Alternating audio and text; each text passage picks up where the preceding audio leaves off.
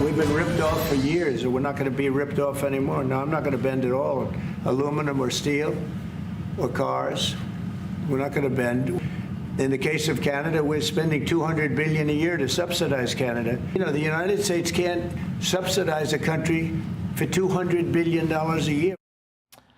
President Trump doubling down on his tariff threats against Canada. This, as the White House affirms, it will levy a lot of those tariffs, not just on Canada, but around the globe. They believe at the White House that this will boost the American workforce and manufacturing in this country.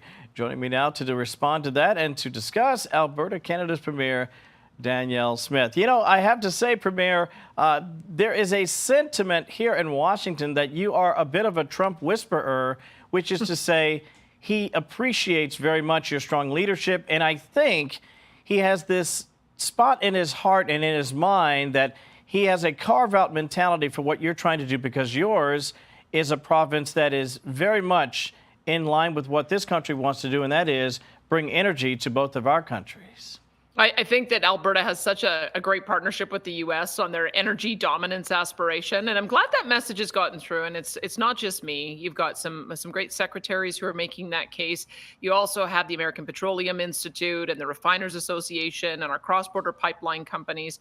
And I think that they really have managed to have the officials and the president see that getting discount oil and gas from Canada, upgrading it, and then having us buy back good American products. That's actually the kind of symbiotic relationship that we want to have. We just have to do a little more work to make that case across all of the other products that we have, because I think it's an equally good case about why Canada and U.S. should have most of our products remain tariff-free. You know what? And I'm glad you mentioned the tariff-free. And if I had more time, I'd talk about interprovincial tariffs, which you guys got to really work that thing out too. But that's another discussion for another time. But I must say, we had a graphic on earlier where we showed the viewers at home the massive differences in the tariffs imposed by the Canadian government when it comes to market access compared to the access relatively low cost for Canadian goods and services.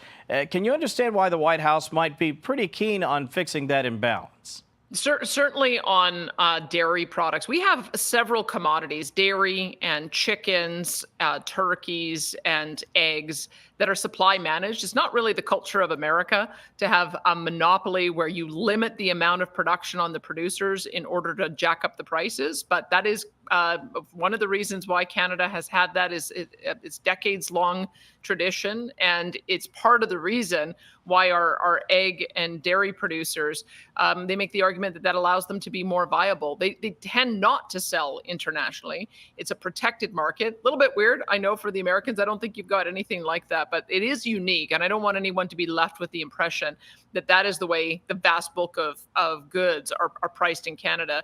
97% of our relationship is tariff-free. We've got a couple of issues that we've got to resolve around the supply-managed industries I mentioned, around timber, but I think that people should feel some confidence that we do have a tariff-free relationship that benefits both of us. I think the overwhelming majority of the industries that we share with the Canadians, as you point out, frankly, do have relatively modest tariffs, if anything at all. And there are carve-outs, by the way, within CUMSA or USMCA, which I think would help. And yet, there's a bit of Canadian pride that seems to be percolating, especially the more the president says things like, you know, if you can't pay your fair share, maybe you ought to just be a state. Let me share a little sound with the president. Get your reaction after this. To be honest with you, Canada only works as a state. We don't need anything they have. As a state, it would be one of the great states anyway. This would be the most incredible country visually. Okay, we've only got 30 seconds. I think what he's suggesting is, without all the sort of restrictions, if we had really free and open trade between us, we would be we meaning the U.S. and Canada, would be the envy of the world. But at the same time, he may not be going about it in a way that, let's just say, lands well with my friends in Canada. Well, what I would say is he can get everything he wants out of our relationship with a renegotiated USMCA. Yeah. We do have a special relationship with the U.S. that we want to maintain.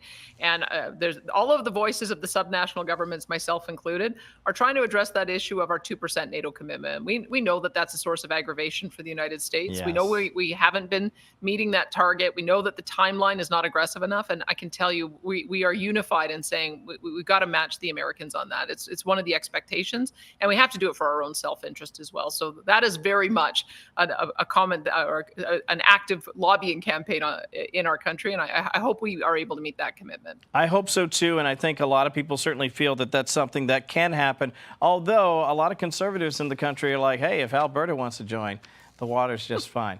Premier Danielle Smith, you're such a good sport. Thank you so much for your time today. We appreciate it, and continued success to you, your province, and your great country. Thank you again. My pleasure. Alberta's slogan is forever strong and free. So we're going to be continued to be a good friend of the Americans. Yes, indeed, and we'll keep competing with hockey and other things. Thank you so much, Premier. Appreciate that.